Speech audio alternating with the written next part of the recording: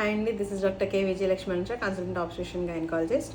ఇవాళ urine pregnancy test కిట్లో ఎట్లా check చేసుకోవాలి అనేది చెప్పబోతున్నానండి. మనకి బయట దొరికే యూరిన్ ప్రెగ్నెన్సీ కిట్స్లో మనకి ఒక ఫిల్లరు, ఒక కిట్ ఇస్తారనమాట.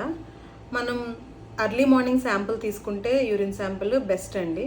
సో అర్లీ మార్నింగ్ శాంపుల్ ఒక దాంట్లో కలెక్ట్ చేసుకొని దాంట్లో ఇచ్చిన ఫిల్లర్తో ఒక 2 డ్రాప్స్ ఫిల్ చేసుకొని ఆ కిట్ లోపల ఉండే ఒక స్లాట్ ఉంటుందన్నమాట ఈ పక్కన.